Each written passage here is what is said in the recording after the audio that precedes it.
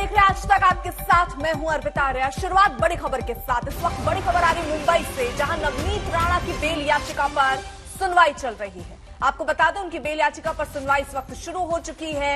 इससे पहले उनको राहत नहीं मिली थी, लेकिन आज वो राहत की उम्मीद से कोर्ट के दरवाजे पहुंची। राणा के वकील मातोश्री के बाहर पाठ करना राजद्रोह नहीं है, ये राणा के वकील कह रहे हैं। उन्होंने कुछ भी गलत नहीं किया है, ये वकील दलील कोर्ट में देते हुए बेल याचिका पर इस वक्त सुनवाई चल रही है। दरअसल अब बात इसी पर आकर रुकी है कि क्या ये पूरा मामला राजद्रोह के अंदर है, क्योंकि अगर राजद्रोह जिस तरीके की धाराएं लगाई गई है उसमें जमानत गैर जमानती, आपको बता दें अपराध है, 3 साल की सजा है और जुर्माना है, उस पर जमानत मिलनी थोड़ी मुश्किल हो सकती है। इसीलिए अब वकील की तरफ से ये दलील दी जा रही है कि ये राजद्रोह बनता ही नहीं है, ये केस राजद्रोह के अंतर्गत आता ही नहीं है। मातोश्री के बाहर पाठ करना राजद्रोह नहीं है। मुस्तफा शेख हमारे साथ हमारे सहयोगी और अपडेट के साथ जुड़ चुके हैं इस वक्त। मुस्तफा, किस तरीके की दलीलें इस वक्त कोर्ट में दी जा रही है?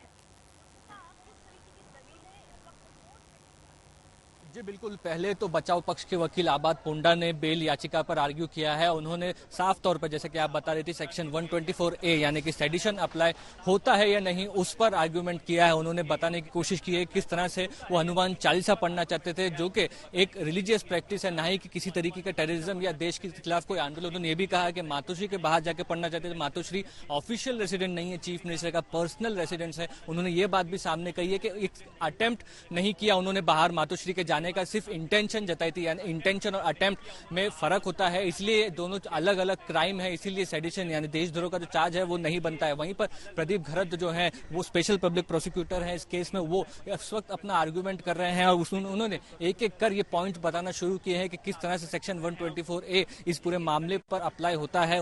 कहना है जो मटेरियल एविडेंस उनके पास अवेलेबल है वो ये दर्शाना चाहता है किसी तरीके का law and order issue Rana दाम्पत्य जो है वो करना चाहते थे, इसलिए उन्होंने मातोश्री के बाद जिससे सेंटिमेंटल वैल्यू कई लोगों की जुड़ी है वहां पर जो अपनी कोशिश है वो कहते हैं। लेकिन साफ तौर पर पुलिस है वो भी इस पूरी तरह से कोशिश कर रही है कि राणा दाम्पत्य ने जो बेल एप्लीकेशन की है वो रिजेक्ट हो जाए। आप नजर बनाए रखिए मुस्तफा और रहिएगा साथ। जबरन वसूली केस में फिल्म एक्ट्रेस जैकलीन को बड़ा झटका लगा है। ईडी ने उनके खिलाफ बड़ी कार्रवाई की और जैकलीन की 7 करोड़ 27 लाख की संपत्ति जब्त कर ली। इसमें 5 करोड़ 12 लाख की फिक्स डिपॉजिट भी है। ईडी का आरोप है कि जैकलीन को जेल में बंद ठगी के आरोपी सुकेश चंद्रशेखर से जो गिफ्ट मिला वो वसूली के पैसे थे। सुकेश चंद्रशेखर पर दिल्ली से बिजनेसमैन से 215 करोड़ की ठगी का उन पर आरोप है। इस मामले में ईडी ने सुकेश को गिरफ्तार किया था। आपको बता दें, पहले भी जैकलीन को पूछताछ के लिए बुलाया गया था। इस संदर्भ में सबसे पहले उन्होंने इस बात से ही इनकार किया था कि वो बहुत करीब से उसको जानती हैं, लेकिन उसके बाद सोशल मीडिया पर कई फोटो उनके सुकेश के साथ सामने आए, जिसके बाद फिर से वो जांच घेरे में आती नजर आई। लेकिन अब बड़ी कार्रवाई उन पर ईडी की तरफ से हुई है, उनकी संपत्ति जब्त की गई है। तो आपको बता दें, बड़ी खबर इस वक्त की, ईडी का आरोप है कि जैकलीन को जेल में बंद ठगी के आरोपी सुकेश चंद्रशेखर से जो गिफ्ट मिला वो वसूली के पैसे से थे, जिनमें कई महंगे गिफ्ट भी शामिल है, घोड़ा शामिल है, साथ ही साथ हीरे की कई ज्वेलरी हैं जो उसे गिफ्ट की गई थी। फिलहाल ये जो गिफ्ट है पुलिस ने अब इससे ईडी ने इसे जब्त कर लिया है। मुस्तफा शेख हमारे साथ हमारे सहयोगी इस वक्त जुड़े हुए हैं। मुस्तफा, कुल मिलाकर जैकलीन ये कहती रही कि उनका कोई सीधे संबंध सुकेश से है नहीं, लेकिन कई वीडियो सामने आए जिसके बाद ये माना जा रहा था कि अब उनकी मुश्किलें आगे बढ़ेंगी, क्योंकि जो ईडी से पूछताछ चल रही थी उसमें बहुत कोऑपरेट नहीं कर रही थी वो। अब क्या हम ये भी माने कि आगे कुछ और संपत्ति भी उनकी जब्त हो सकती है, या एक बार फिर से उनको पूछताछ के लिए अब आगे बुलाया जा सकता है?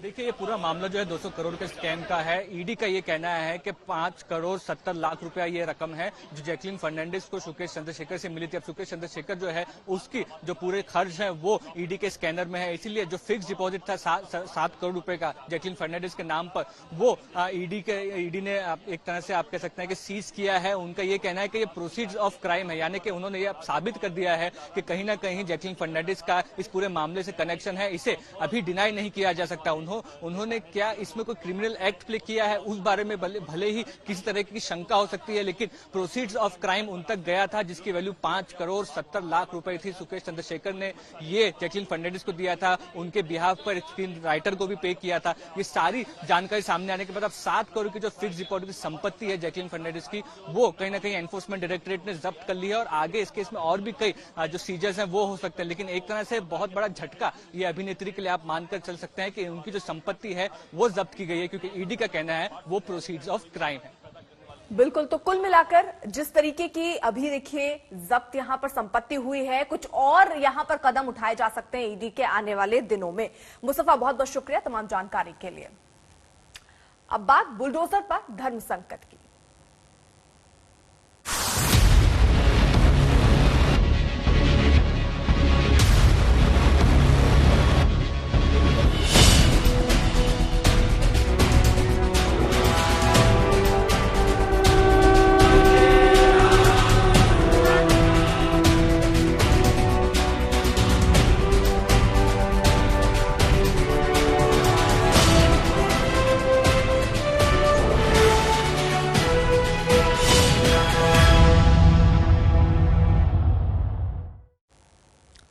यूपी में करीब 1 लाख धर्मस्थलों में लाउडस्पीकर की बोलती बंद हो गई है, लेकिन सियासी शोर बढ़ता जा रहा है। बिहार में बीजेपी जेडीयू गठबंधन की सरकार में ही तकरार देखने को मिल रही है, तो ओवैसी ने धर्म विशेष पर इसे प्रहार बता दिया।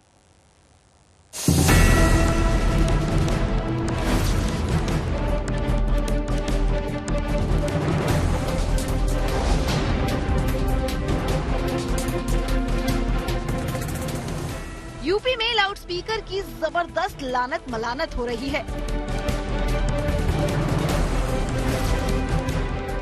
मुंडेरों से, मीनारों से, गुंबदों से लाउडस्पीकर की विदाई हो रही है।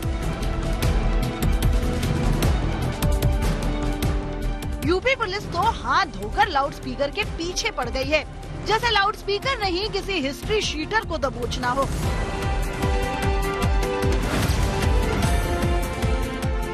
यूपी के हर शहर से लाउडस्पीकर पर कहर की तस्वीरें आ रही हैं।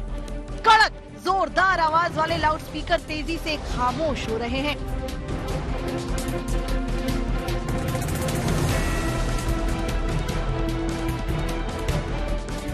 एक एक शहर की तस्वीर देखिए।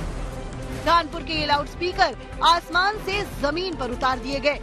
मंदिर, मस्जिद, हर जगह लाउडस्पीकर से एक जैसा सलूक। हर तरफ लाउडस्पीकर से बेरहमी हो रही है।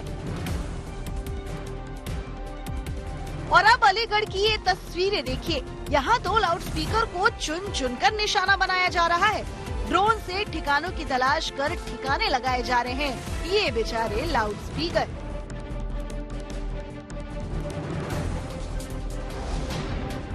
बेचारे लाउडस्पीकर की झांसी में भी दाल नहीं गली। यहाँ भी इन्हें अर्श से फर्श पर गिर जाना पड़ा।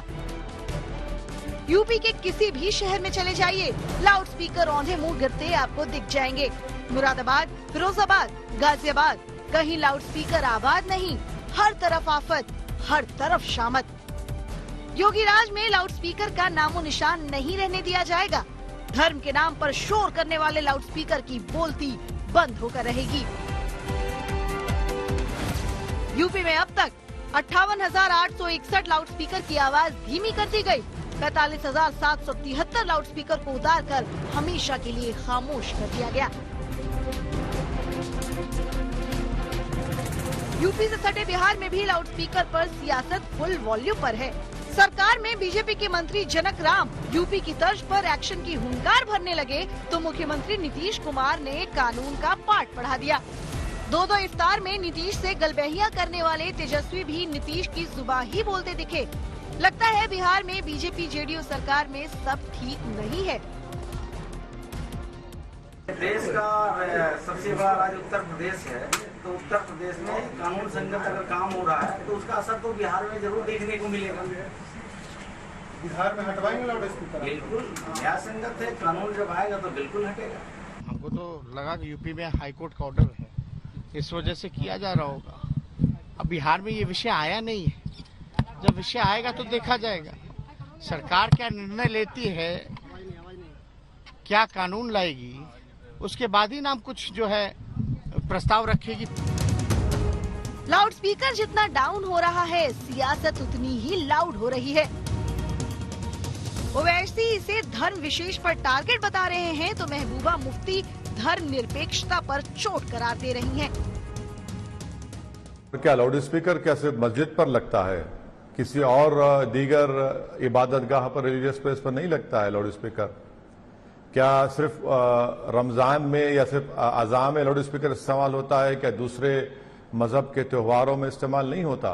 बदकिस्मती से ये हमारे हमसाया मुल्क में मजहब के नाम पे एक उस वक्त उन्होंने भी मजहब का गलत इस्तेमाल करके पूरे मुल्क को बर्बाद कर दिया, और आज तक वो मुल्क जो है उसका खिमियाजा भुगत रहा है। बिजली पानी, बिजली के लिए लोगों में हाहाकार मची हुई है। पहले बुलडोजर और अब लाउड स्पीकर पर धर्म संकट है। एक्शन को कानूनी बताया जा रहा है, लेकिन संदेश क्या है, कहां तक है, इस पर घमासान है। लखनऊ से आशीष श्रीवास्तव और पटना से सुजीत झा के साथ आज तक ब्यूरो। लाउड स्पीकर पर उत्तर प्रदेश के अपर मुख्य सचिव अवनीश अवस्थी ने आज तक से बात की। अवनीश अवस्थी का दो टूक कहना है कि शोर शराबा फैलाने वाले लाउड स्पीकरों पर कार्रवाई जारी रहेगी। हमारे साथ मौजूद है ACS home Awanish Awasthi sir.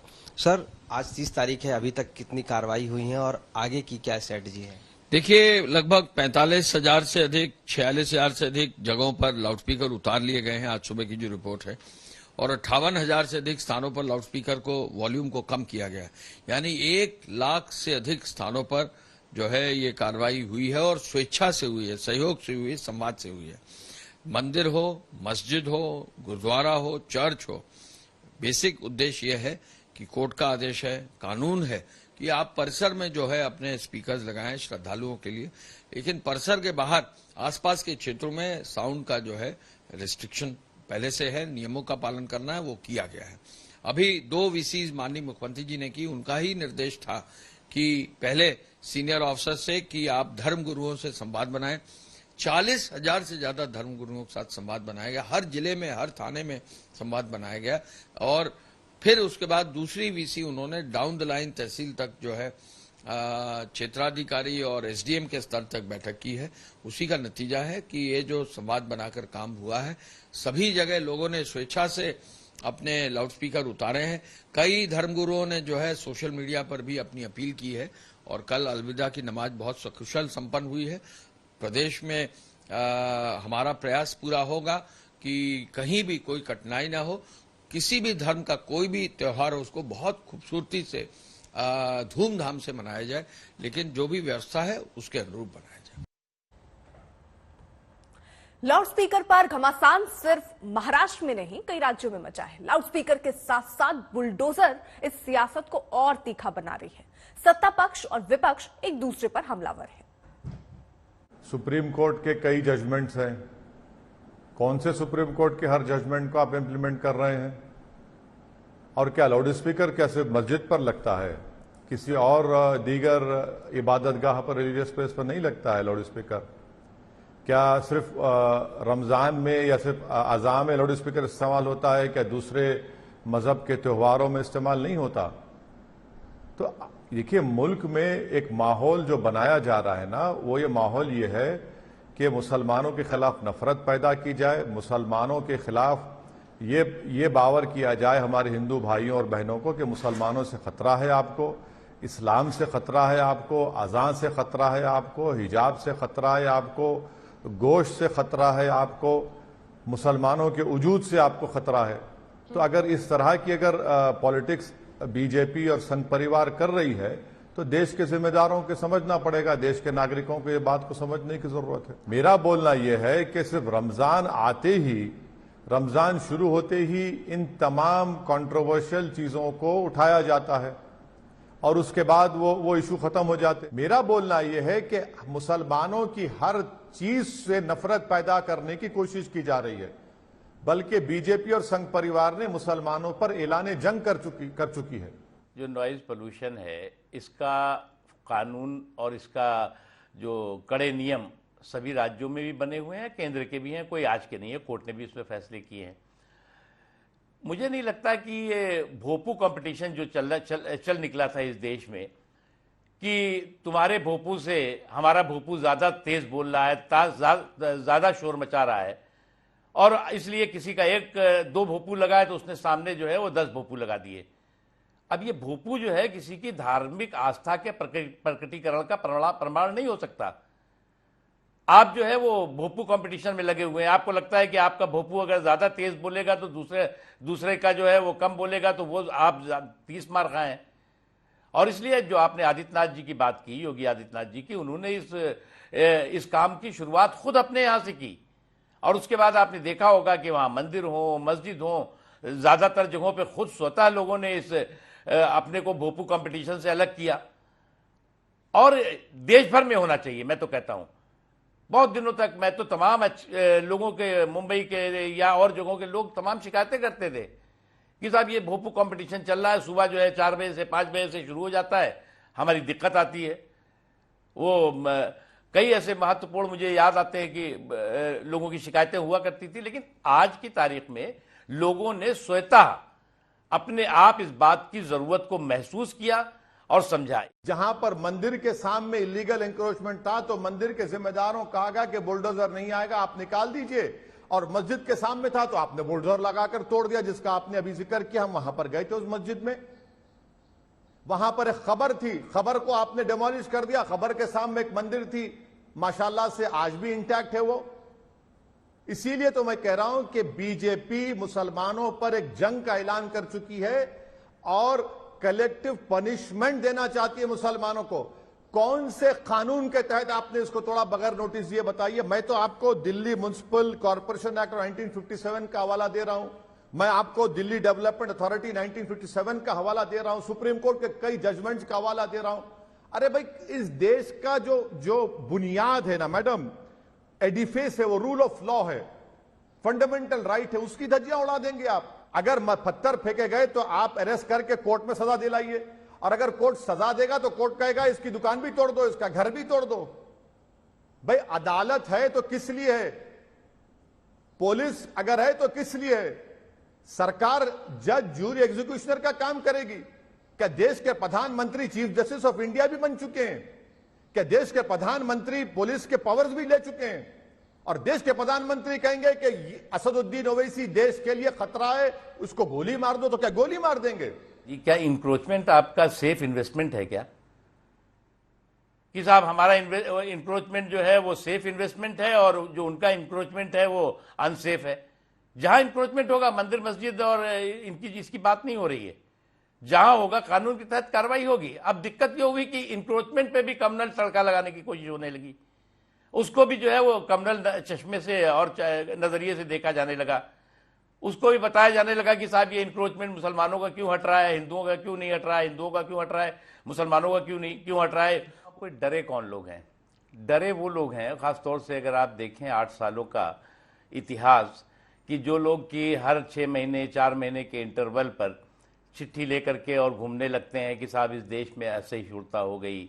डरे वो लोग हैं जिन्हें इस चीज की बेचैनी है कि इस देश में कोई भागलपुर नहीं हो पा रहा है जहां हजारों बेगुनाहों का कत्लेआम हुआ था, भिवंडी नहीं हो पा रहा है जहां पर बर्बादी के तांडव पूरे दुनिया ने देखा था, मलियाना नहीं हो पा रहा है, मालेगांव नहीं हो पा रहा है, कहीं पर जो है वो मुंबई जैसे धमाके नहीं हो पा रहे हैं, दिल्ली में जो लाजपत नगर जैसे धमाके, या देश के अन्य हिस्सों में जो कुछ होता था। एक माहौल है, शांति का माहौल है, सुरक्षा का माहौल है, और आतंकवादियों और दंगाइयों में असुरक्षा का माहौल है।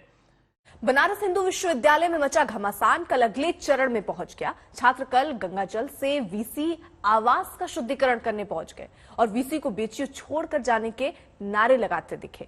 इफ्तार पार्टी में वीसी के शामिल होने और यूनिवर्सिटी की दीवारों पर ब्राह्मण विरोधी नारों से बीएचयू के छात्र खफा हैं।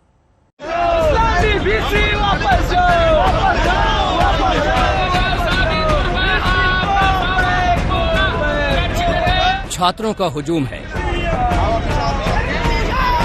कंधे पर मटका है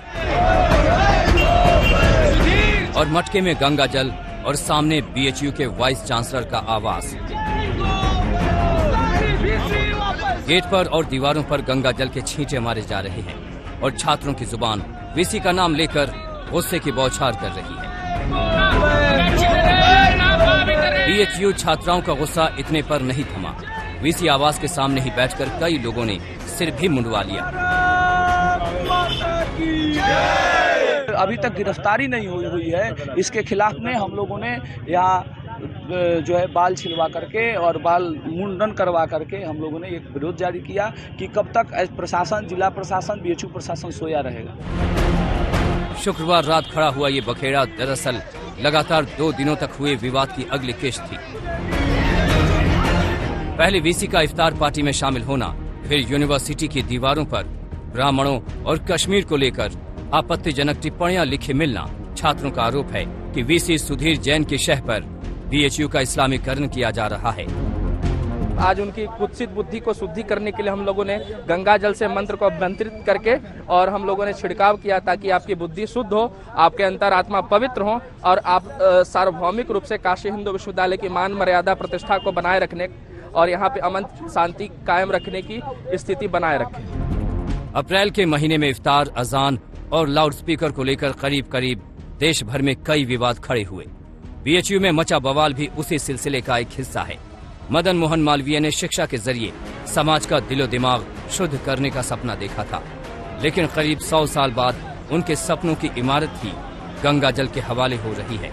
वाराणसी से ब्रजेश कुमार के साथ आज तक।